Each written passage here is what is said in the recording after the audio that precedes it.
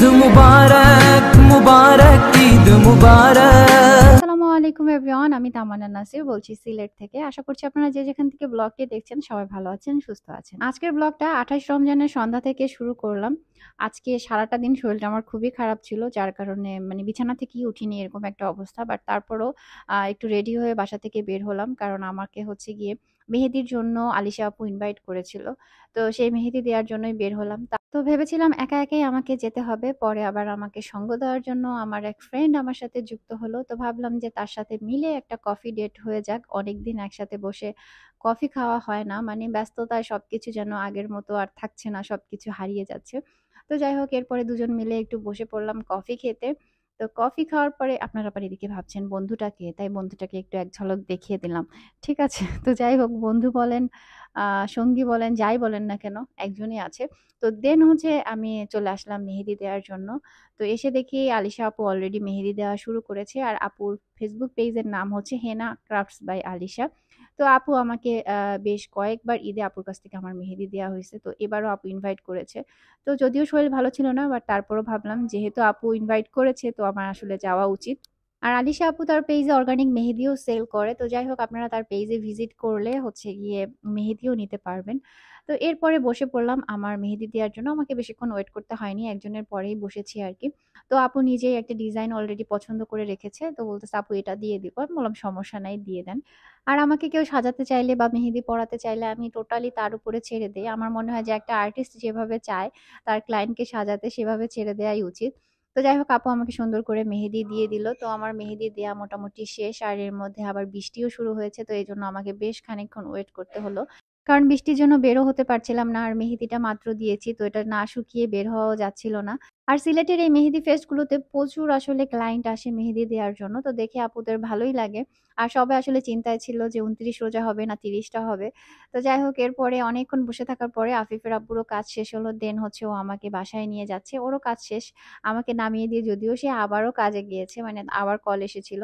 আসলে তার অফিসের কাজের কোনো ঠিক ঠিকানা নেই। তো যাই হোক, এরপরেই তো বাসায় চলে আসলাম, মেহেদিটাও প্রায় শুকিয়ে গেছে। তো ভাবলাম আপনাদের সাথে একটু ভালো করে শেয়ার করি। আর এরপরে হচ্ছে আফিফ আর আবরারকে মেহেদি দিতে বসলাম। কারণ গতকাল থেকেই আফিফ বারবার বলছিল যে আমাকে মেহেদি দিয়ে দাও। তো সেই জন্য আজকে যেহেতু আমাকে মেহেদি দেওয়া দেখেছে, তো আফিফ তো পুরাপুরি পাগল, আমাকে মেহেদি দিয়ে দাও। আমি বললাম ঠিক আছে, তোমাকে দিয়ে দিব, তুমি আগে মানে খাওয়া দাওয়া করে নাও। তো দেন হচ্ছে গিয়ে আবরারকে প্রথমে মেহেদি দিয়ে দিলাম। তো সুন্দর করে তাকে চাঁদ, স্টার সবকিছু এঁকে দিলাম। সে বেশ খুশি, বাট সে হাতে বেশিক্ষণ রাখেনি। আর আফিফের শখ হয়েছে তাকে গাড়ি এঁকে মেহেদি দিয়ে দিব। তো তার কথা হচ্ছে মা সব পারে, মার কাছে যাই চাইবো সে তাই করে দিবে। তো কি আর করার, তাকে গাড়ি এঁকেই ঈদের মেহেদি দিয়ে দিলাম। পরে অবশ্য আরেক হাতে আবার সে শাপলা ফুল আঁকবে, তারপরে জাতীয় পতাকা আঁকবে, সেটাও এঁকে দিয়েছিলাম। তো ছোট্ট করে তাকে একটু ঈদ মোবারক লিখে দিলাম। তারপরে হচ্ছে স্টার দেয়া লাগবে, চাঁদ মামাইকে দেয়া লাগবে, কত কি যে লাগবে, তো সব বায়নাই তার আস্তে আস্তে পূরণ করে দিলাম আর কি। তো সে মেহেদি দিয়ে মানে খুবই খুশি, ভীষণ খুশি হয়েছে, ওর খুশি দেখেই ভালো লাগছিল। আর মেয়ে বাবু হলে আসলে অনেক ডিজাইন করে মেহেদি দেওয়া যায়, বাট যেহেতু ছেলে বাবু কি আর করার, তাই শুধু ঈদ মোবারকই লিখে দিয়েছি। তো দুই ভাই একটু ছবি তুলে নিল, এরপরে আবরার একদম পাগল হয়ে গেছে, ওর মেহেদি ধুয়ে দেওয়া লাগছে আর কি। আর এরপরে নিজের একটু ইচ্ছা হলো যে অনেকদিন নিজে নিজে নিজের হাতে মেহেদি দেই না, কারণ একটা সময় ছিল যে আমার হাতে কন্টিনিউ মেহেদি থাকতো। আমি নিজে প্রচুর মেহেদি দিতাম, আর ঈদের সময় মানে আশেপাশে সবাইকে মেহেদি দিতে দিতে আমার হাত ব্যথা হয়ে যায়, তো পরের দিন আমি ঈদে মানে খাওয়া দাওয়া করতে পারতাম না ব্যথায়। তো এখন অবশ্য সেই দিনগুলো মিস করি, ওরকম একটা ভিড় তো আর হয় না, আর নিজের হাতেও নিজে আর দেই না। এখন মেহেদি দিতে বা নিজে মেহেদি দিয়ে বসে থাকতে প্রচুর আলসেমি লাগে, জানি না কেন। তো তারপর আজকে কি মনে করে কেন যেন মনে হলো মেহেদি দেই। তো মেহেদি দিতে বসে মোটামুটি সময় লাগছিল, আবার ওদিকে পিঠ ব্যথাও করছিল। তো ভাবলাম যে দিব না, একবার আবার বলি যে না, অর্ধেক দিয়েছি তো দিয়েই ফেলি। তো মোটামুটি মেহেদি দেয়া হয়ে গেছে। তো মেহেদি দেওয়ার পরে আফিফের আব্বুকে বলছিলাম আমাকে একটু ভিডিও করে দাও। তো সে বলছিল তোমারটাই বেশি সুন্দর হয়েছে। আমি বলছি কোনটা ভালো হয়েছে ভালো মতো দেখে বলো। তো সে বলে না, বোরটাই সুন্দর হয়েছে। যদিও আমি অনেকদিন আসলে মেহেদি যেহেতু দেই না, তো আমার হাতের সেই ইটা আর আগের মতো নেই। তো দেখা যায় রেগুলার একটা কাজ করলে তখন আরো বেশি পারফেক্ট ভাবে এবং অল্প সময়ে দেয়া যায় আর কি। তো যাই হোক, কোনো মতে দিয়ে নিয়েছি, তবে একেবারে মন্দ হয়নি। আর কেমন হয়েছে আপনারাও কিন্তু কমেন্টে জানাতে পারেন। আমি কিন্তু আমার চ্যানেলে আগে প্রচুর হচ্ছে মেহেদির এই টিউটোরিয়াল গুলো শেয়ার করতাম, সেটা অনেক আগে যদিও। তো যাই হোক এরপরে আফিফ চলে আসছে, তার সাথে একটু উকি-ঝুঁকি মেরে লুকোচুরি খেলে আরকি ছবি তুলতে হবে।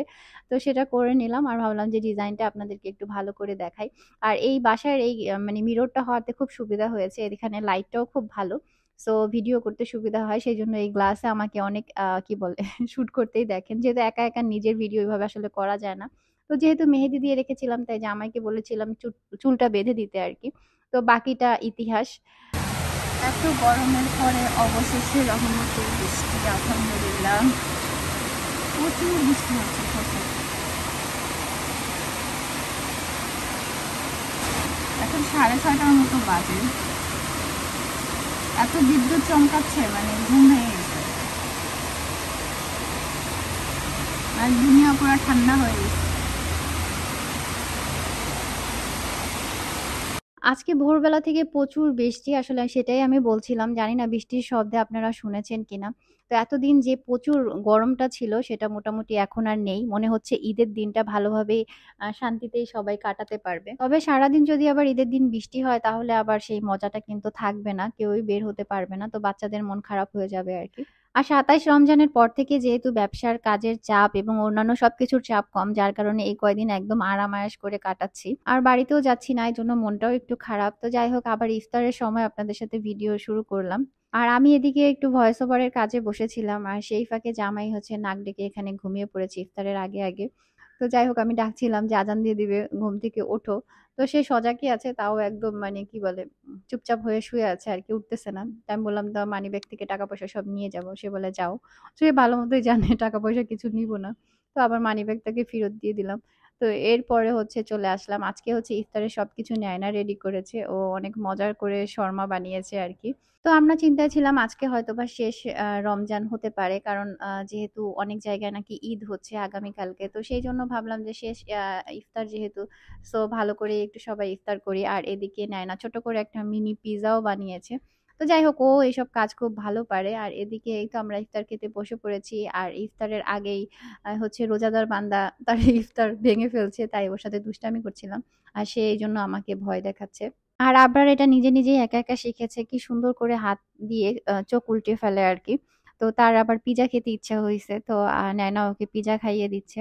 আর ইফতারের এখনো আজান দেয়নি। আফিফ হচ্ছে অপেক্ষা করতেছে কখন আজান দিবে, আমরা খাবো আরকি সেইজন্য। তো এরপরে ফাইনালি হচ্ছে গিয়ে আমরা আজকের ইফতারটা আলহামদুলিল্লাহ করে নিলাম। আর তখনও আসলে জানতাম না যে আজকে শেষ ইফতার হবে কিনা এই বছরের। তো রমজান মাস আসে, ভালো লাগে, আবার চলে যায়। আর ঈদ আসবে সেটারও কিন্তু একটা আনন্দ কাজ করে। আর এদিকে আমার মেহেদি কিন্তু আস্তে, আস্তে বেশ ভালোই কালার হয়েছে। তো ২ হাতের মেহেদিই কিন্তু ভালো লাগছে দেখতে। আপনাদেরা জানাবেন কোনটা বেশি ভালো লাগছে। তো এরপরে ঈদের জন্য টুকটাক কিছু বাজার করা হয়েছিল। আর বাজার সদাই বাসায়ও কিছু আছে, সেইজন্য অল্প স্বল্পই কিছু বাজার করা হয়েছে। তো সেগুলোই বের করে নিচ্ছিলাম। আর ওদিকে আম্মুও সবকিছু মানে মাংস-টাংস এগুলো একটু কেটে ধুয়ে পরিষ্কার করে রাখছে আরকি, যাতে সকালে তাড়াতাড়ি হয়। আর এখানে হচ্ছে গিয়ে আফিফ হচ্ছে গিয়ে নারকেল খেতে বলছে আম্মু। তো বলতেছে, "না খাবো না, সেমাই রান্না করে দাও তারপরে খাবো।" আর ততক্ষণে আমরা জেনে গেছি যে কালকে হচ্ছে ঈদ। তো সেইজন্য ঈদের সব প্রস্তুতি নেয়া হলো। এরপরে হচ্ছে আমি ভাত খেয়ে নিলাম। মানে আমরা ২ জন একসাথে খেয়ে নিলাম আরকি। আর এরপরে আবরার আবার এসেছে, বলতেছে, "আমাকে আবার মেহেদি দিয়ে দাও এই হাতে।" তো মেহেদি দেওয়ার আগে খুব সুন্দর করে বায়না করে, কিন্তু দেওয়ার পরে পাগল হয়ে যায়। বলে, "এটা মুছে দাও, এটা ধুয়ে দাও।" মানে ওই যে মেহেদি একটু আঠালো থাকে, ওর কাছে মনে হয় ভালো লাগে না। আর এদিকে আমি বলেছিলাম যে, "বাবা আমাকে বকা দিয়েছে।" তো তখন সে বাবাকে উত্তম মাধ্যম দেয়া শুরু করে দিয়েছে যে, কেন ওর আম্মুকে বকা দিল। তো আমিও তাকে মানে ছুটাতে পারছিলাম না আরকি। আর আবরারের হচ্ছে ডাইপার শেষ হয়ে গেছে। ওর আব্বু ভুলে গেছিল। তো রাতে আবার গেল, গিয়ে হচ্ছে ডাইপার নিয়ে আসলো। আর সে মাথায় করে নিয়ে আসছে। নিয়ে এসে বলে, "এটা খোলো, আমাকে ডাইপার দাও, আমি পড়বো।" তো ওদেরকে কিন্তু সারাদিন ডাইপার পড়াইনি, আমার এক বেবিকেও। দেখা যায় রাতে ঘুমানোর সময় শুধুমাত্র হচ্ছে গিয়ে ডাইপার ইউজ করাই। তো যাই হোক এরপরে চা খেতে ইচ্ছে হলো আর মনে হলো যে বাকরখানি দিয়ে চা খাই। সিলেটে এটাকে বাকরখানি বলে। এটা অনেকটা মিষ্টি পরোটার মতো আরকি। তো চা দিয়ে খেতে ভালোই লাগে। আর রোজার মধ্যে এটা আসলে প্রচুর খাওয়া হয়। এমনি সময় তেমন একটা খাওয়া হয় না। মানে বাকরখানিটা আনা হয় না। এরপরে বসলাম হচ্ছে গিয়ে টুপির সিন্দুক নিয়ে কোনটা রেখে কোনটা মানে সাইজ মতো হচ্ছে আবরারের আর আফিফের মাথায় হবে সেটা বের করছিলাম। কারণ আফিফের অনেকগুলো টুপি জমে গেছে। তো সেগুলো থেকে মিলাতে চেষ্টা করছিলাম যে কোনটা আবরারের হবে। আর ওর আব্বু অবশ্য টুপি কিনে আনছে কয়দিন আগে। সেগুলোর মধ্যে হচ্ছে গিয়ে কেমন যেন অন্য কালারের মানে টুপিগুলো। তো এইজন্য ২ টা ২ রকম, এজন্য ভাল লাগছিল না। আমার কাছে সাদা কালারের টুপি বেশি ভালো লাগে। তো সেইজন্য আফিফের গুলো থেকেই খুঁজছিলাম যে আবরারকে কোনটা পরানো যায়। আর ওই যে আবরারের মাথায় দেখতেছেন, এটা হচ্ছে ওর আব্বু এনে দিছিল। যদিও এটা ওর মাথায় ছোট হয়। আর এদিকে আমি আজকে সারাদিনও সেরকম কোনো কাজ-কাম কিচ্ছু করি নাই। বসে, বসে খালি ঝিমাইছি আর রেস্ট নিছি। তো এরপরে ভাবলাম যে না, ঘরটা একটু না গোছালেই না। ঈদের আগে দেখা যায় ঘরবাড়ি গোছানো না থাকলে মনটাও ভালো লাগে না। তো সেইজন্য গোছাতে লেগে পড়লাম। আর এদিকে হচ্ছে গিয়ে বাচ্চার বাবাও আমাকে একটু হেল্প করলো। আর ওদিকে দেখেন আবরারের কাণ্ড। সে একা একাই ব্যাগের ভিতরে কিন্তু ঢুকে গেছে। তো সেইজন্য আমার ভিডিওটা একটু রেকর্ড করে আপনাদেরকে দেখালাম। আর এরপরে হচ্ছে পাঞ্জাবি পায়জামা সব বের করে নিচ্ছি। আফিফ আবরারটা অলরেডি বের করেছি। ওদের ট্রায়ালও দিয়েছিলাম আরকি। কিন্তু আফিফের আব্বুরটা বের করা হয়নি। তো সেইম পাঞ্জাবি আমার ভাইয়ের জন্যও একটা নিয়েছি। তো এগুলো গুছিয়ে একদম হাতের কাছে রাখবো যাতে সকালে কোনো কিছু খোঁজাখুঁজি করতে না হয়। বাট চিন্তায় আছি আবরার ঘুম থেকে উঠবে কিনা। তো মোটামুটি ঘরটা একটু টিপটপ করে গুছিয়ে নিলাম। আর ভাবলাম যে বাকিটা হচ্ছে কাল সকালে করব। আর এদিকে আমার ছোট্ট সাহেব এখনই নামাজ পড়তে চলে যাবে। তাই টুপি মাথায় দিয়ে ঘুমাবে বলে আমি এখনই নামাজে যাব। পাঞ্জাবি দাও, পাজামা দাও, এভাবে বলতে থাকে আরকি। তো যাই হোক, ভিডিও ভালো লাগলে অবশ্যই লাইক, কমেন্ট, শেয়ার করতে ভুলবেন না। দেখা হয়ে যাবে নতুন আরেকটি ভিডিওতে। সেই পর্যন্ত আল্লাহ হাফেজ। আসসালামু আলাইকুম।